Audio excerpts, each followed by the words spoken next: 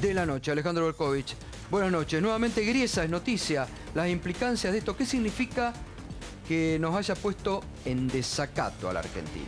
Buenas noches, Gustavo. Y efectivamente vuelve a ser noticia el juez Griesa porque en una audiencia hoy en la Corte del Distrito Sur de Manhattan dispuso declarar el desacato para la Argentina. Es en realidad difícil decirte qué implicancia concreta tiene porque hay muy poquitos antecedentes, 2 antecedentes nada más de una situación así, pero en lo inmediato te diría si obtura o bloquea la posibilidad de retomar una mediación en el despacho de Dan Pollack, el mediador que había nombrado Griesa para intentar reencauzar las conversaciones entre el gobierno argentino y los fondos buitre y pone en una situación nuevamente de tensión el juicio que se ventila allá en Manhattan.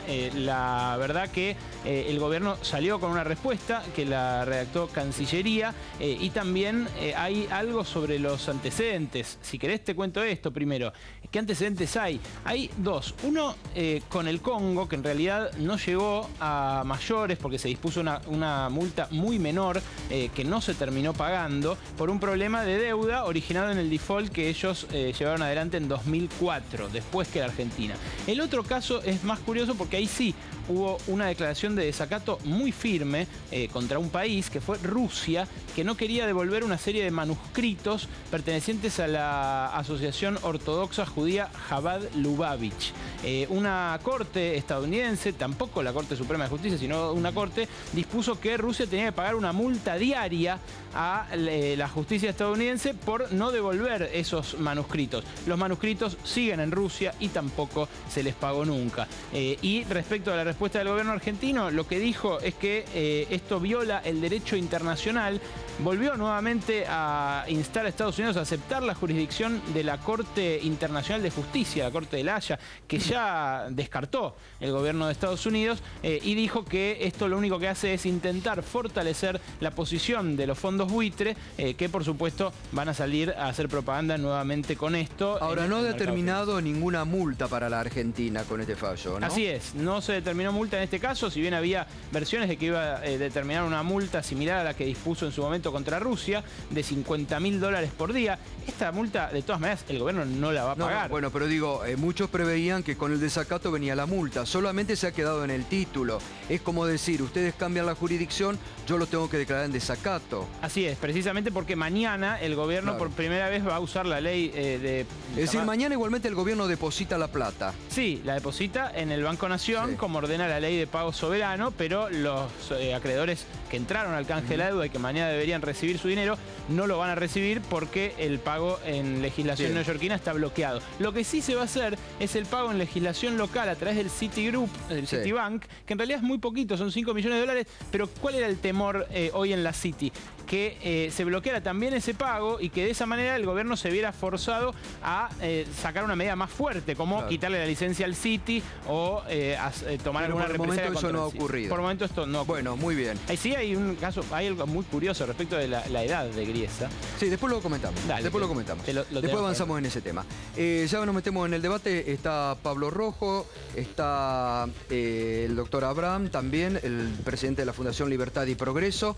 Está Eduardo Josami, que es de Carta Abierta, y Fernanda Vallejos, economista. Pablo Rojo, ¿qué implicancias? ¿Tiene implicancia esto o se queda en el título Griesa a decir no me dan otro lugar que tenés que declarar el desacato? No, no creo que tenga implicancias inmediatas, directas. Nos seguimos hundiendo en el default, pero en términos prácticos esto no cambia la situación de la Argentina de manera decisiva. Sin duda que complica hacia adelante cualquier arreglo que quiera encarar el gobierno argentino a partir de enero o febrero, una vez que se haya caducado, haya vencido la cláusula Rufo. Esto evidentemente complica un poco las cosas, pero creo que en términos prácticos no debemos esperar modificaciones importantes. Eduardo Josami, ¿tiene alguna implicancia? ¿Cómo ve esta decisión del juez Griesa? Bueno, es un paso más en esta escalada en contra de la Argentina. Pero no creo que tenga consecuencias inmediatas importantes.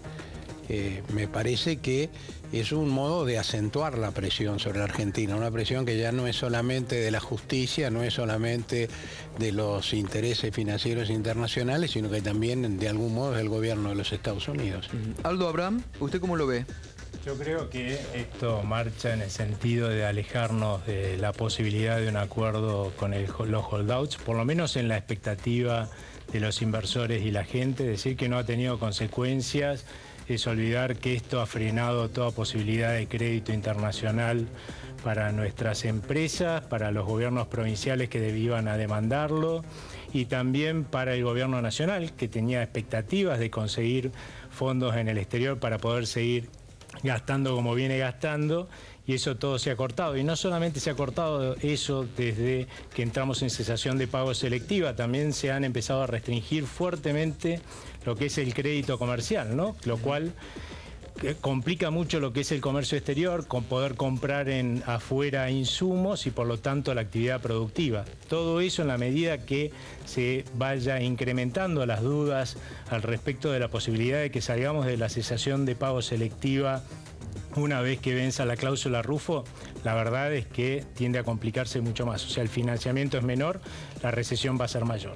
Fernanda Vallejos, ¿cómo es tu análisis respecto a esta decisión del juez Griesa en la tarde de hoy?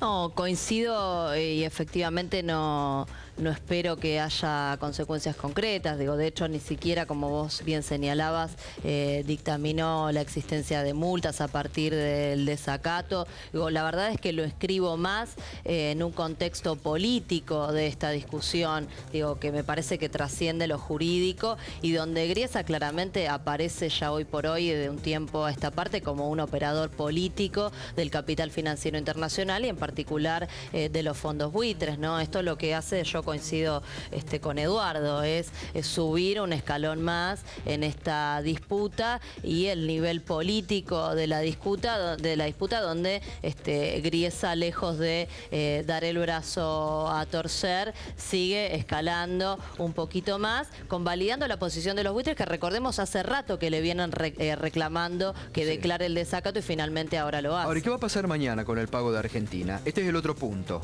Dice, usted no va a tener, aunque pueda haber consecuencias para el crédito, señalan tanto Pablo Rojo como el doctor Abraham, para el crédito financiero internacional. Ahora, ¿qué pasa con mañana? Paga la Argentina y... Bueno, digo, la Argentina no es que no quiera pagar también esto. Nación Fideicomisos ni siquiera tiene la dirección y el número de cuenta bancaria de los acreedores bonistas que debieran cobrar, así que esto es una vasta mise en scène realmente que el gobierno ha hecho, el del cambio del domicilio de pago, porque todo el mundo reconoce que Nación Fideicomiso está incapacitado para ejercer la función de agente de pago que se le encomienda por ley y carece totalmente de los medios técnicos, de los sistemas e incluso de las listas de personas que debieran cobrar mañana sus cupones por el pago del bono par. De manera tal de que en realidad el cambio unilateral de jurisdicción y la designación de del fideicomiso del Banco Nación para hacer los pagos consolida de alguna manera la situación de default de la Argentina. Creo que agrava las cuestiones que ya vienen siendo complicadas y nos pone frente a una instancia que yo creo que es muy delicada, que es la posibilidad de que algunos acreedores demanden la aceleración de los bonos, es decir, que den por vencido el bono y soliciten el pago íntegro del capital antes del vencimiento. En particular, esto puede ser el caso de los bonos más largos, por ejemplo, de los bonos par, que tienen todavía duraciones de más de una década por delante, y que entonces, en función de los contratos que la Argentina firmó, estos acreedores se crean con derecho a solicitar la aceleración de los bonos, es decir, a que la Argentina pague de contado esos títulos. ¿No sirve para nada, Fernanda, el cambio de soberanía?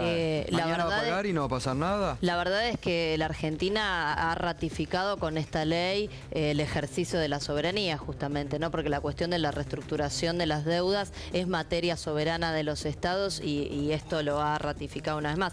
También está con esto justamente haciendo lo contrario a lo que acá señala el colega, ¿no? Porque mientras los mandatos de Griesa buscaban forzar a que la Argentina ingrese en una situación de default, no depositando lo que correspondiera a los vencimientos, la Argentina ha hecho todo lo contrario y garantiza los mecanismos que están a su disposición, por supuesto, para que esto sea posible. Quiero además resaltar en relación con la cuestión del financiamiento y las inversiones extranjeras de las que se hablaba, la verdad es que no se ha alterado nada complicada la situación de la Argentina desde que comenzó este litigio, antes y después de los fallos y mandatos de Griesa.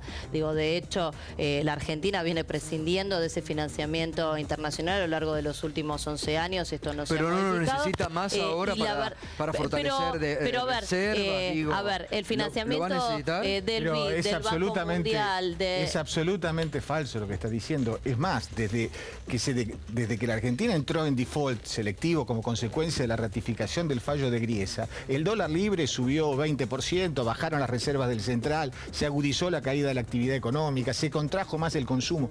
Todos los números que están apareciendo de la economía de 2 meses a esta parte son cada vez peores, es decir, que las consecuencias están ahí, las estamos palpando los argentinos todos los días. Entonces, desconocer ese hecho es francamente desconcertante. Pero también paradójicamente y extrañamente para la mayoría de los analistas de la City, desde ese momento la bolsa subió un 50% en pesos. Pero por supuesto, porque es el instrumento para evadir capitales. Está bien, pero más que el dólar subió, las acciones y los bonos argentinos. Por supuesto, porque hay cada vez menos bonos que se pueden utilizar para sacar dinero del país. Están subiendo porque los mercados de contado con liqui, que son los mercados a través de los cuales se fugan capitales de la Argentina, están explotando. ¿Y porque la cantidad por eso? ¿Las acciones también suben por eso? Porque las acciones no se usan para el... Sí, claro que se usan. Se compran acciones de Tenaris, en Argentina, se transfieren a los Estados Unidos y se venden en dólares en Estados Unidos. ¿Y las que no cotizan, que también subieron, están arrastradas por ese efecto? Porque hay algunas que no cotizan en Estados Unidos también subieron. Probablemente, pero digamos, el núcleo central, además, y eso todo el mundo lo sabe en el mercado, del crecimiento que han tenido las acciones, es justamente por la fuga de capitales. A ver, Pablo,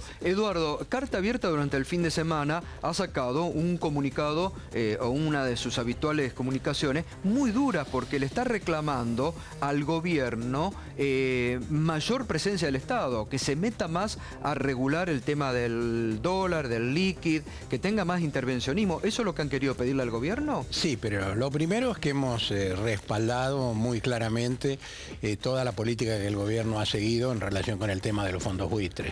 En relación a lo que estamos discutiendo ahora, me parece que eso es lo más importante. Y por otro lado, la carta en una perspectiva de futuro, hablando de lo que imaginamos como una segunda etapa del proceso kirchnerista, plantea sí la necesidad de avanzar con algunas medidas, con un mayor control del comercio exterior, la posible reforma de la ley financiera y una reforma tributaria. Ahora, no son medidas no es un plan de emergencia para esta coyuntura, es la descripción de un programa de futuro. Me parece que en relación con lo que estamos discutiendo en este momento aquí, lo que a mí me asombra un poco cuando escucho algunas argumentaciones es que me parece que nos olvidamos de lo más importante. Es decir, lo absurdo es decir que estamos en default. Porque el default significa que hay un Estado que está incapacitado de pagar porque no tiene con qué hacerlo, o que decide por alguna razón no cumplir sus compromisos. Pero aquí tenemos todas las semanas una prueba más de que el gobierno quiere pagar. Por ejemplo, haber dictado la ley de pago soberano y haber facultado a Nación fideicomisos, haberlo nombrado como agente en este caso, es una muestra más de que frente a las dificultades que se planteaban en la sede neoyorquina, Argentina arbitra otras posibilidades de pago. Claro, eso es lo que dice justamente hoy Griesa, es ilegal. Como diciendo, la ley de pago soberano que ha hecho la Argentina no sirve para nada. Bueno, pero Griesa cree que es juez del mundo, él. Y en realidad es juez de un distrito de los Estados Unidos. Es el distrito que eligió la Argentina para dirimir sus problemas. Bueno, estamos ahí dirimiendo en ese juzgado. Eso le puede permitir tener jurisdicción sobre algunos aspectos vinculados con este episodio, pero no plantear que la Argentina no puede dictar una ley estableciendo otra sede de pago. Me parece que eso escapa de todas las facultades. Usted? ¿Está en default la Argentina o, como dice Josami, la Argentina está queriendo demostrar que quiere pagar y Griesa no lo deja? Cesación de pagos hay cuando el acreedor no cobra, ¿sí? O sea que, no, hay cuando el deudor no paga. En cesación de pagos. Esta cesación de pagos con esta nueva ley de cambio de lugar para realizarlo, lo que va a implicar es que la cesación de pagos se va a ampliar el espectro, porque van a entrar dentro de un mes también en cesación de pagos los bonistas que no van a poder cobrar porque se está cambiando el lugar de pago y se está depositando en el Fideicomiso Nación, que no va a poder efectuar efectivamente abonar esa deuda. Por el otro lado, una cosa que hay que entender es que el acto soberano de un país es también resignar su soberanía cuando acepta la legislación o la justicia de otro país. O sea que lo hizo la Argentina cuando reestructuró la deuda externa. Lo hizo siempre, constantemente. Cada vez que la Argentina, dado que nadie confía que un gobierno argentino cumpla con las leyes y los fallos de la justicia argentina, cada vez que hay que firmar un contrato con los chinos, por ejemplo, o colocar deuda, en general hay muchos inversores que exigen que sea con legislación extranjera. No solo con la Argentina, ¿no? Con todos los países que quieren hacer con todo el mundo. en Londres o Nueva York. No, digo, y eso nos abarata. Como que es que Argentina... No. Esto es muy general y además abarata el costo de la colocación de deuda. Por otro lado, con respecto a que la Argentina quiere pagar y no nos dejan. A ver, entendamos por qué llegamos a esta situación. Supongamos que yo le debo plata a alguien, ¿sí? Como no le quiero pagar, porque de hecho la Argentina, aún con una ley aprobada en el Congreso, que fue la ley Cerrojo, dijo que desconocía esa deuda, del otro lado me hacen un juicio, ¿no? Entonces yo voy al tribunal y cuando entro le digo, mira, a ese señor yo no le pienso pagar.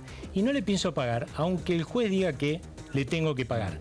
Automáticamente el juez tiene que prever cómo va a ser para, si me falla en contra, que yo cumpla el fallo, cosa que no hubiera tenido que hacer si yo hubiera demostrado voluntad de pago. Eso quiere decir que si hoy están metidos los bonistas del canje en este lío, es por la mala gestión que hizo el gobierno de este juicio. Y lo otro, discúlpame, con esto termino, ¿sí? Y lo otro que hay que tener en cuenta es que decir que el juez no nos deja pagar no tiene ningún criterio. Si a mí porque justamente no muestro voluntad de pago, me embarga mis cuentas el juez en ese acto, ¿sí? Yo no puedo decirle a mis otros acreedores, miren, la verdad yo tengo muchas ganas de pagarle a ustedes, pero como me embargó el juez la cuenta, no les puedo pagar, háganle un juicio al juez. Fernanda. No, digo, en parte lo que dice Abraham o lo que se dice en este momento, la Argentina eligió la jurisdicción Nueva York. ¿Estamos ahora para quejarnos o hay que acatar? Sí, a ver, la Argentina eligió la jurisdicción Nueva York en una determinada circunstancia política y económica y además en un determinado marco legal, y esto también hay que decirlo, ¿no? Digo, el juez de Nueva York también está sujeto a la legislación que rige en los Estados Unidos y al derecho internacional en todo caso, y la verdad es que lo ha estado violentando, tanto la legislación de inmunidad soberana que rige en los Estados Unidos, de hecho la cuestión del desacato que acaba de anunciar hoy está bastante reñido con lo que la ley establece en el caso de un Estado soberano, y la verdad es que también se lleva de los pelos con el derecho internacional. Lo bancan en Estados Unidos. Pero está bien, digo, pero entonces no es una discusión jurídica, sino es una discusión política y de poder. Y la Argentina está sosteniendo también una discusión de poder en el ejercicio de su soberanía política y económica, y esto no lo podemos dejar de lado, digo, esto no es una discusión jurídica, digo, por eso pongo el acento ahí. Digo, la verdad es que, a ver, el financiamiento del BID, del Banco Mundial, digo, con los organismos multilaterales, tal como se venía desarrollando, no se ha interrumpido, se espera ese financiamiento.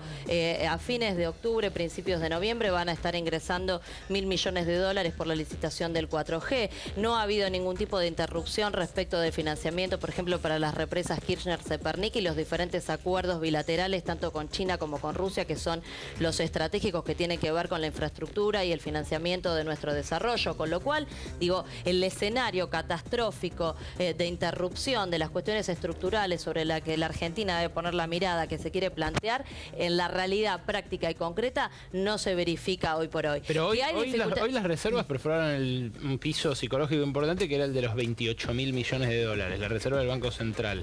¿Hay un piso que vos consideres crítico a partir del cual sí había que empezar a preocuparse por la caída de las reservas? No, digo, a ver, pero me parece que acá hay que separar las dos cosas, porque si no, parece que queda planteado como que el litigio con los buitres está determinando la coyuntura económica. Y la realidad es que no es así, digo, la coyuntura económica ha tenido un mal desenvolvimiento durante toda la primera mitad del año y no ha tenido que ver con el conflicto con los buitres, sino con las presiones devaluatorias que sufrimos a fines del año pasado, la tendencia declinante que teníamos en las reservas, la restricción externa, que es la cuestión estructural que debemos resolver, y la devaluación, que fue el corolario de todas esas tensiones en enero, que derivó en una serie de impactos sobre las variables reales a lo largo de la primera mitad del año, que afortunadamente tenemos un Estado con capacidad de respuesta que ha podido morigerar esos impactos negativos. Si no, sí, en lugar de un estancamiento, tendríamos una recesión, más en un momento cuando la demanda externa no nos acompaña desde hace varios años, y la verdad que me parece que hoy, en lugar de estar criticando al Estado que defiende la soberanía y además ejerce el rol que tiene que cumplir interviniendo en la esfera económica para sustentar el desenvolvimiento de la economía, digo, estamos intentando deslegitimar eso, que lo único que hace es fortalecer la posición del más débil, la ley de la selva, porque cuando el Estado no interviene, los que terminan ganando son los privilegiados de siempre.